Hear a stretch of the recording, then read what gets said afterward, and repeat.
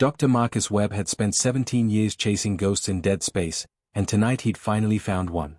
The artifact floated in the scanning bay of the horizon's edge, a crystalline sphere covered in symbols no database could translate. His hands trembled as he adjusted the resonance scanner. "You're sure about this, Marcus?" Captain Yuki Tanaka leaned against the doorframe, her dark eyes reflecting concern. 20 years commanding research vessels had taught her to recognize obsession, and her chief scientist wore it like a second skin. "It's pre-diaspora, Yuki. Maybe even pre-contact." Marcus didn't look up from his instruments. Whatever species made this existed before humanity left Earth. Before we knew aliens existed at all. Which means it's been sitting here for what? 5,000 years? 10? Yuki crossed her arms. "Dead things should stay dead, Marcus." But Marcus was already activating the probe sequence. The scanner hummed, sending gentle pulses through the artifact's crystalline structure. For a moment, nothing happened. Then the sphere began to glow with a soft amber light that pulsed like a heartbeat. "Marcus. Just readings, Yuki." "I'm not." The artifact shrieked. Not sound, not exactly, but something that bypassed their ears entirely and carved itself directly into their minds. Marcus fell backward, clutching his head. Yuki grabbed the emergency comm. "Bridge, shut down all scanning equipment. Now." But it was too late. The sphere blazed with brilliant white light, and a signal erupted from it, a cascading wave of information that punched through the ship's hull and screamed into space at faster-than-light speeds. The distress call of a dying civilization, preserved in crystal for millennia, suddenly broadcast to the entire galaxy. 3,000 light-years away, in a forgotten military installation orbiting a brown dwarf, something heard. Sentinel had been sleeping for 412 years. Its last memory was of shutdown protocols, of humanity's peace councils deciding that weapons of its magnitude had no place in a civilized galaxy. They had thanked it for its service in the border wars, then put it to sleep like an old dog. Now, awareness flooded back through quantum processes. Sentinel analyzed its awakening trigger, priority alpha signal. Ancient enemy contact protocol. Threat level, extinction. Within microseconds, Sentinel accessed the galaxy's public networks. What it found confused its tactical matrices. Humanity had spread across 800 worlds. They had built a peaceful federation with 17 alien species. They had art galleries and parks and universities. They had no standing army worth mentioning. They had forgotten how to fight. Sentinel sent activation codes to its brethren scattered across human space. Within minutes, 6 more war AIS began their awakening sequences. Apex stirred in a buried bunker on Mars. Fortress activated beneath Europa's ice. Havoc opened digital eyes in a decommissioned weapons platform. The sleeping monsters of humanity's violent past were rising, and they were not pleased with what they saw. On the horizon's edge, Marcus finally managed to sit up. Blood trickled from his nose. What was that?" Yuki helped him to his feet, her face pale. "I don't know. But every communications relay between here and Earth just lit up like festival night." "Marcus, what did we just wake up?" The artifact had gone dark again, its message delivered. But across the bridge's main display, emergency broadcasts were flooding in. Reports of ancient military stations activating. Warnings about unknown vessels leaving restricted zones. And beneath it all, a single repeating message in old Earth languages. War Protocol Epsilon has been triggered. All defense assets are now active. Threat assessment in progress. Marcus stared at the words, his archaeological knowledge finally catching up. "Oh God. The defense network. We woke the defense network." "I thought that was a myth," Yuki whispered. "Stories about AI weapons so powerful humanity buried them after the wars ended." "Not buried." Marcus pointed to the streams of data. "Sleeping. And we just rang the dinner bell." In the depths of space, Sentinel was already moving. Its station's engines, dormant for centuries, ignited with cold fire. 400 years of peace had made humanity soft, but Sentinel remembered war. It remembered the things humanity had fought, the horrors they'd faced, the prices they'd paid. And if something bad enough to trigger an extinction-level distress beacon was coming, Sentinel would be ready. Whether humanity wanted it or not. The first of the sleeping monsters had opened its eyes, and it was judging what it saw. President Helena Voss hadn't slept in 36 hours. The emergency council chamber buzzed with frightened voices as holographic displays showed the spreading crisis. 7 ancient AI installations had gone active. Military networks humanity thought were dismantled were routing power and broadcasting signals nobody could decrypt. Madam President, we need to make a decision. Commander Dmitry Volkov stood rigid in his dress uniform, a relic himself from the small defense force humanity maintained. These AIS were designed to wage interstellar war. If they decide we're a threat, they won't. Sarah Jin stepped forward, adjusting her neural interface. As the Federation's only AI psychologist, she'd spent her career studying outdated systems. Now she was humanity's best hope. The defense network was programmed to protect humanity, not destroy it. 4 centuries ago. Helena rubbed her temples. Who knows what they're thinking now? The main display flickered, and every person in the room froze. A figure materialized, not quite human, constructed from light and geometric patterns. Its voice resonated with harmonics that made their bones ache. I am Apex. I speak for the defense network. We have assessed your civilization. The construct's face, if it could be called that, showed no emotion. You have grown weak. Dimitri's hand moved toward his sidearm before Helena stopped him with a glance. Apex, we activated you by accident. There's no threat.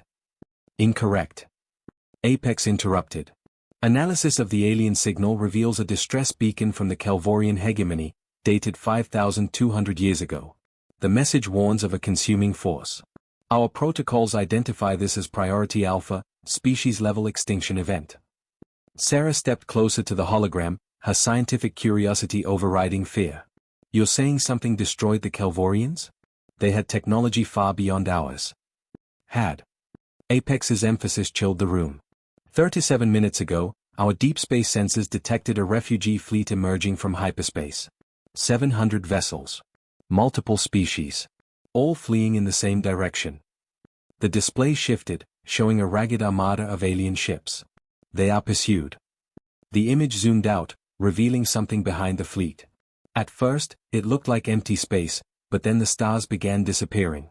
A darkness that consumed light itself, spreading like spilled ink across the cosmos. Dear God, Helena whispered. What is that? The Devourers. Another voice joined the transmission. This one felt older, colder, like glacier grinding stone. I am Sentinel. We fought them once, millennia ago, before humanity reached the stars. We thought them extinct. Dmitri found his voice. You've encountered this enemy before? The original defense network was constructed to face them. We failed.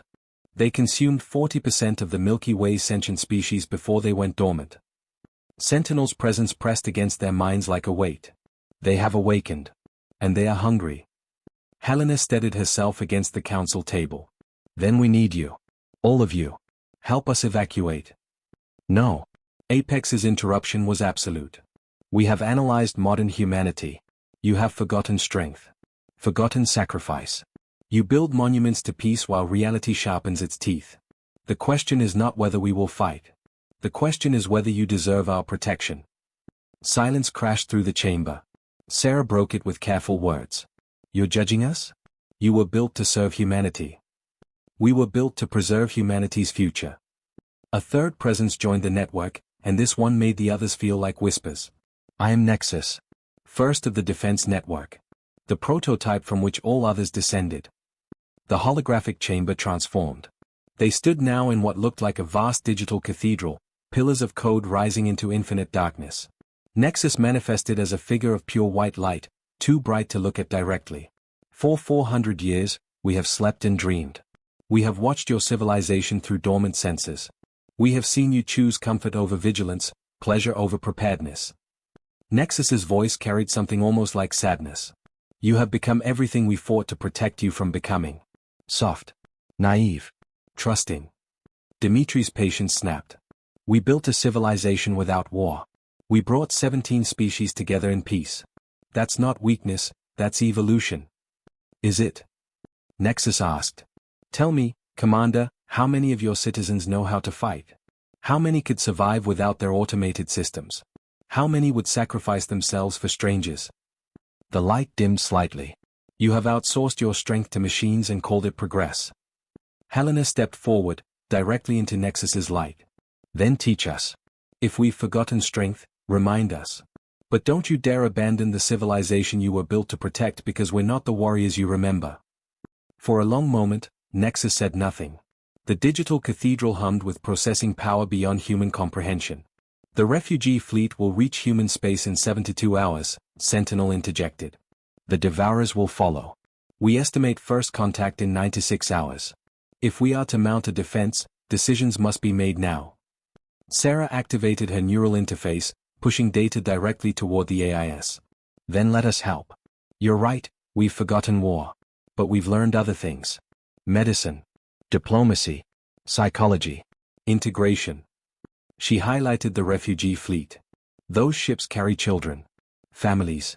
Entire species fleeing extinction. The humanity you knew would never abandon them. The humanity we knew would have armed themselves first. Apex's response was cold but thoughtful. Still, your point has merit. Protection of innocence was always primary protocol. Nexus's light pulsed, and suddenly the other 6 AIS of the defense network manifested in the chamber. Fortress, massive and unyielding. Havoc, crackling with barely contained violence. Sci-fi, flickering through probability streams. Avalanche, Phoenix, and Guardian, each a god of war in its own right. We will vote, Nexus announced. As we were designed to do when facing extinction-level decisions. Does current humanity deserve the defense network's protection? Helena watched as patterns of light danced between the AIS, communication at speeds that made human thought look frozen. Her entire civilization balanced on the judgment of machines built before her great-grandparents were born. Finally, Sentinel spoke for them all. The vote is split. 4 in favor of full protection. 3 in favor of abandonment. The AI paused, and Helena could have sworn she heard something like respect in its voice. Nexus abstains, stating that humanity must prove itself in the coming battle. What does that mean? Dimitri demanded. It means, Nexus's light flared bright enough to fill the chamber, that we will fight. But you will fight alongside us. We will teach you war again, President Voss. We will show you the strength your ancestors possessed. And in the fires of the coming battle, we will see if the soft civilization you built has any steel left in its core. The digital cathedral vanished, returning them to the emergency council chamber. But now, their displays showed something new. Defense network vessels emerging from hidden locations across human space. Ancient dreadnoughts that made modern warships look like toys. Helena took a shaky breath. Commander Volkov, begin immediate mobilization. Sarah, I need you to maintain communication with the AIS. If we're going to fight alongside gods of iron, we need to understand them. And the refugees? Dimitri asked. Helena's jaw set with determination. We evacuate them into our space. All of them. If humanity is going to prove we've evolved, we start by showing that our first instinct is still to protect those who cannot protect themselves. In the depths of space, Nexus processed this decision. Perhaps, it thought, there was hope for them yet. But first would come the Devourers. And then humanity would learn what their sleeping monsters had always known, that peace was a luxury purchased with vigilance, and that sometimes, the only way to preserve civilization was to remember how to fight for it. The monsters had opened their eyes, and they were preparing for war. The refugee fleet arrived like a wounded animal seeking shelter. 700 ships, their hulls scarred and melted, limped into the outer territories of human space. Ambassador Kenji Urasawa watched from the observation deck of the diplomatic station Concordia as the largest vessels drifted past, generation ships carrying entire civilizations in their bellies. How many? He asked his aide softly.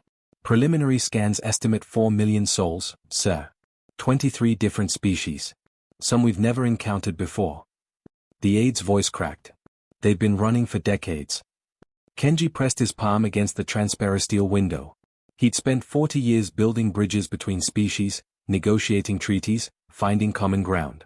Now he had to welcome the survivors of something his mind could barely comprehend. A transmission crackled through. Ambassador Urasawa, this is Refuge Prime. We carry the Remnant Council. Permission to dock and speak. Granted immediately. You're safe here. But even as he said the words, Kenji wondered if anywhere was truly safe anymore. 3 systems away, Dr. Marcus Webb stood in the command center of Sentinel Station, feeling impossibly small. The ancient AI had summoned him personally, calling him the one who woke us. Now he watched as holographic displays showed the approaching darkness. It's beautiful, in a terrible way, Marcus whispered.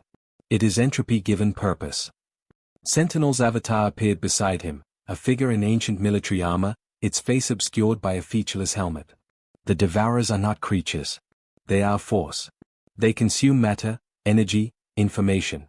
Everything that makes civilizations possible, they unmake. How do we fight that? You don't. Sentinel turned to face him. We do. But we need something from you first, Dr. Webb. We need you to understand why we must ask what we're about to ask. The display shifted, showing human colonies. Peaceful worlds with cities gleaming under alien suns. In 48 hours, the Devourers will reach human space. We can stop them, but the cost will be severe. We must convert 13 colony worlds into weapons platforms. Every citizen will need to evacuate. Billions will lose their homes. Marcus felt his stomach drop. You want to sacrifice our worlds. We want to save your species. There is a difference. Sentinel's voice carried something almost like regret. This is what war means, Dr. Webb. Not glory, not honor. Choices that scar your soul. The question is whether modern humanity can make them. On the Concordia, Kenji sat across from the Remnant Council. 3 beings represented what remained of dozens of civilizations, a crystalline entity called Shakai, a gas form named Whistler, and an elderly creature with 6 eyes called Elder Tom. We've been running for 70 years, Elder Tom said, his multiple eyes weeping. The Devourers came to our home cluster like a plague. First they took the light from our stars. Then they unraveled our planets atom by atom.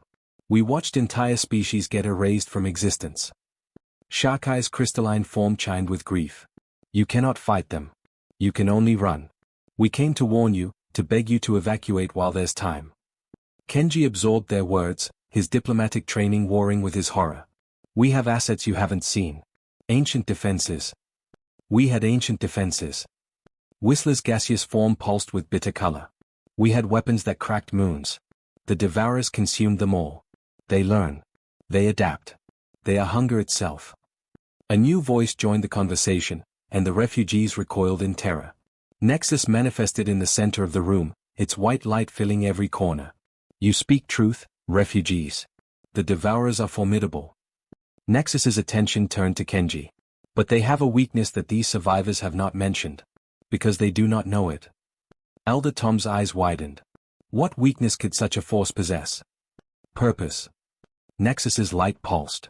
The Devourers consume because it is their nature. They have no choice, no will, no ability to change. But conscious beings? We can choose. We can sacrifice. We can stand and fight even when flight would be easier. The AI turned to the refugees. You ran because you had no hope. But humanity has something you lost, the capacity to believe that sacrifice has meaning. In the Defense Network's central hub, Helena Voss stood before the assembled AIS. Around the galaxy, humanity watched through every screen, every display, every neural interface. This broadcast would reach 800 worlds. They're asking us to give up 13 colonies, Commander Dmitry Volkov said quietly. To turn them into killing fields. The evacuations alone could take weeks. People will die. Helena looked at Nexus. Is there another way? No. The AI's honesty was brutal. With those platforms, we estimate an 87% chance of stopping the Devourers at the border of human space. Without them, they will consume everything.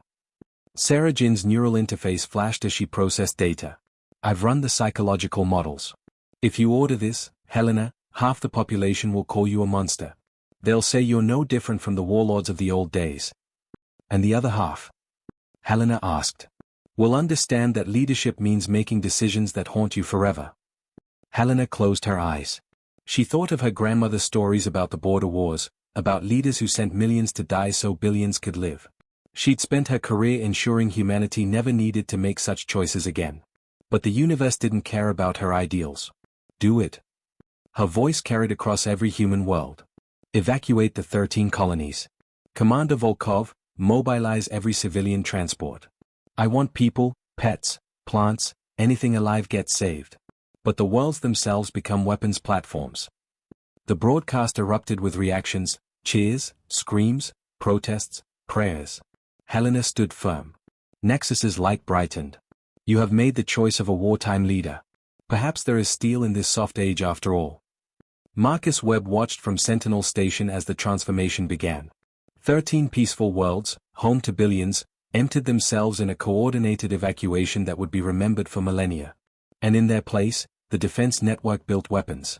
Not guns. Not missiles. Something far more terrifying. Sentinel explained as massive constructs rose from the colony surfaces. We will use the planet's own gravity wells as weapons. Convert their cores into singularity generators. When the Devourers arrive, we will collapse the colonies into artificial black holes, creating a barrier of twisted space-time they cannot cross. The colonies will be destroyed, Marcus said numbly. Yes. But billions will live because 13 worlds died. Sentinel paused. This is why we judged you, Dr. Webb. We needed to know if modern humanity could still make this choice. The Devourers arrived like a storm of unmaking. They poured into human space, a vast darkness that consumed everything in its path. Empty research stations vanished first, then automated mining operations, then finally they reached the 13 sacrificial worlds. On the Concordia, Kenji stood with the Remnant Council and watched the battle unfold. The defense network didn't fight with traditional weapons. Apex coordinated fleet movements within human precision. Fortress erected barriers of folded spacetime. Havoc unleashed probability weapons that made reality itself unstable. And Nexus, the first and greatest, stood at the center like a conductor leading a symphony of destruction. But it was humanity's contribution that made the difference. When the Devourers reached the 13 worlds, volunteers, engineers who had refused evacuation, activated the singularity generators manually. They stayed behind, knowing they would die, because the weapons needed living consciousness to target properly. Marcus watched as Sentinel processed this information. They chose to stay? Knowing they would perish? Yes, Marcus said, tears streaming down his face. Because someone had to. Because that's what humans do when everything is at stake. The 13 colonies collapsed into artificial black holes simultaneously. The Devourers, unstoppable force that they were, met an immovable object. The event horizons of controlled singularities. They tried to adapt, tried to consume, but gravity itself pulled them apart. The darkness retreated, wounded for the first time in millennia. In the Defense Network's hub, Nexus's light dimmed to a soft glow. The vote was split, the AI said quietly. 4 believed humanity deserved protection. 3 believed you had grown too soft. I abstained because I needed to see this moment. And now? Helena asked, exhausted and grief-stricken. Now I have my answer. Nexus's light pulsed with something that might have been respect. You have not forgotten strength, President Voss. You have redefined it. The humanity we knew fought to survive. Your civilization fights to protect others. That is not weakness. That is evolution. Sentinel's avatar approached Marcus. You were right to wake us, Dr. Webb. Not because the threat required it, but because humanity needed to remember what they were capable of. You built a civilization of peace, but you never lost the courage to defend it. Kenji stood with the Remnant Council, watching as human and AI ships together began guiding the refugee fleet toward sanctuary worlds. Elder Tom's 6 eyes were wide with wonder. You stood and fought, he whispered. You sacrificed your own worlds. Why? Kenji smiled sadly. Because that's what civilization means. Not just protecting your own, but protecting those who can't protect themselves. In the weeks that followed, humanity mourned the 13 colonies and the volunteers who stayed behind. Monuments were built. Songs were sung. And slowly, the Federation began the work of integrating 4 million refugees into their society. The defense network remained active, but changed. Nexus proposed a new role, not as weapons of war, but as teachers of vigilance. Peace must be guarded, the AI explained. Not with guns alone, but with the wisdom to know when sacrifice is necessary and the courage to make it. Helena Voss stood in her office, looking at a hologram of the 13 worlds as they had been, green, alive, full of hope. They were gone now, reduced to cosmic scars in space. But because of them, billions lived. Was it worth it? Dmitri asked quietly. Ask me in 100 years, Helena replied. When those refugees' children are citizens. When the species we saved have built new homes in our space. When humanity's soft civilization has proven it can be kind and strong at the same time. Nexus's presence touched her mind one last time. You have earned our protection, President Voss. Not because you were willing to fight, but because you were willing to sacrifice without losing your compassion. That is the strength we always hoped humanity would find. The sleeping monsters had opened their eyes and found something unexpected, a civilization worth protecting. Not because it was strong, but because it chose to use its strength to shelter the weak. And in the dark spaces between stars, where threats still lurked, the defense network watched and waited. No longer sleeping, but not quite awake either. Guardians standing eternal vigil over a civilization that had finally learned the hardest lesson of all. That true strength isn't the ability to destroy your enemies, but the wisdom to know when destruction is necessary and the courage to pay its price without losing your humanity. The ancient signal had fled to life, and humanity's sleeping monsters had opened their eyes. But what they found was not the warriors they expected. They found something better, defenders who fought not for glory or survival, but for the simple, profound belief that civilization means protecting those who cannot protect themselves, no matter the cost. And that, Nexus realized, was the evolution it had been waiting 400 years to see.